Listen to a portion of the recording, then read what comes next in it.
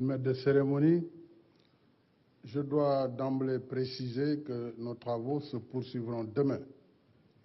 Donc, tous ces orateurs interviendront dans le cadre de la cérémonie d'ouverture. Et demain, les travaux pourront se poursuivre selon le chronogramme qui va être arrêté. Monsieur le Président de l'Assemblée nationale, Monsieur le Premier ministre, Madame la Présidente du Haut Conseil des collectivités territoriales, Monsieur le Président du Conseil économique, social et environnemental, Monsieur le Haut représentant du chef de l'État, Mesdames, Messieurs les ministres d'État, Mesdames et Messieurs les ministres, honorables députés, hauts conseillers et conseillers économiques, Madame le Haut représentant, la haute représentante ou la présidente du Haut Conseil du dialogue social, Mesdames et Messieurs les responsables politiques, Mesdames et Messieurs les notabilités religieuses représentant les familles religieuses du Sénégal, autorités religieuses et coutumières, Mesdames et Messieurs les représentants du secteur privé, des centrales syndicales, Mesdames et Messieurs les représentants de la société civile, chers compatriotes en vos rangs et qualités, distingués invités, je tiens à vous remercier sincèrement pour le temps et les efforts que vous consacrez à ce rendez-vous majeur de la nation sénégalaise. Notre pays est confronté depuis quelque temps à une situation inédite, lourde de menaces sur la paix, la sécurité, la stabilité et le bien-être de la nation. Dans l'histoire des nations, il est des moments d'adversité politique auxquels il faut savoir mettre un terme par le dialogue et le consensus pour l'intérêt supérieur de la nation qui transcende les intérêts particuliers et partisans, sous peine d'aller vers des lendemains incertains. Ce temps est venu pour la nation sénégalaise, parce que la vie des nations transcende la vie politique et appelle tout un chacun au sens des responsabilités et de la patrie. C'est pourquoi je voudrais, à l'entame de mon propos, vous réaffirmer ici que le président de la République que je suis n'a aucun agenda personnel. Je tiens à réaffirmer de façon claire et nette que le 2 avril prochain marquera la fin de mon mandat et la fin de ma mission à la tête du Sénégal.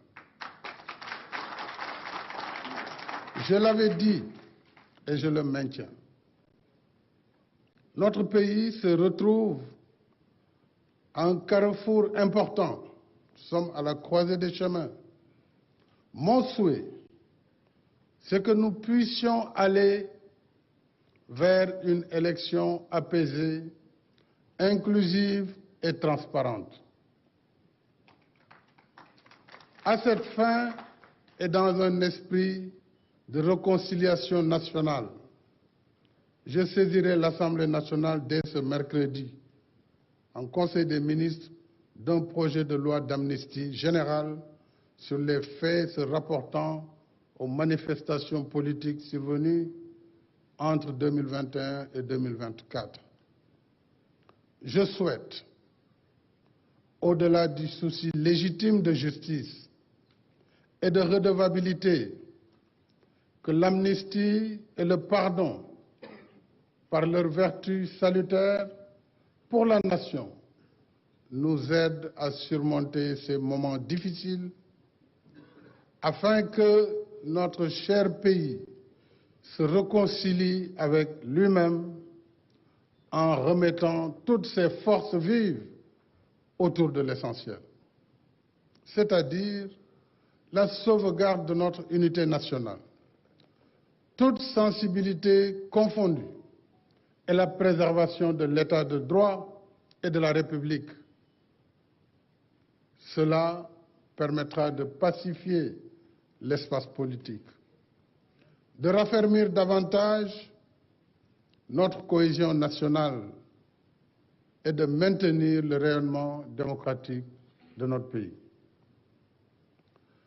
Mesdames et Messieurs, j'ai convoqué ce dialogue national dans cet esprit, conformément à mon message du 3 février dernier. C'est le sens des échanges que j'ai eus depuis ce matin, avant cette présente cérémonie. En effet, j'ai rencontré ce matin les candidats validés.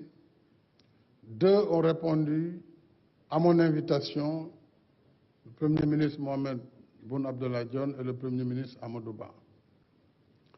J'ai reçu les candidats dits spoliés de leur parrainage et les candidats recalés à travers 2 collectifs pour échanger avec eux avant nos assises. Alors, toutes les démocraties, même celles censées être les plus vieilles, ont leurs moments de fragilité, parfois ponctués de violence. Nous le savons tous, et je n'ai nul besoin de donner des exemples. Le dialogue et la concertation permettent justement de soigner ces fragilités et d'avancer dans la quête de l'idéal de démocratie. C'est ce que j'ai toujours choisi. Par le dialogue sincère, notre démocratie se renforcera. Et malgré la charge des épreuves, nous resterons ainsi dans le bon sens de l'histoire, celle des grandes nations qui sortent encore toujours plus fortes des épreuves qu'elles traversent. Une formule bien de chez nous vient d'être rappelée par le pasteur Ouattara. Réro amul ñàkk waxtaan moo am. Sans revenir sur les péripéties du report du scrutin présidentiel, je rappelle qu'en prenant acte de la décision du Conseil constitutionnel, qui s'inscrit dans le cadre des mécanismes normaux de la démocratie et de l'état de droit, j'ai indiqué ma volonté de faire appliquer la dite décision pour que le scrutin soit tenu dans les meilleurs délais. En convoquant ce dialogue, qui n'est pas le premier du genre, je n'ai qu'un seul objectif: trouver un consensus sur la date de la prochaine élection présidentielle, afin que le scrutin se tienne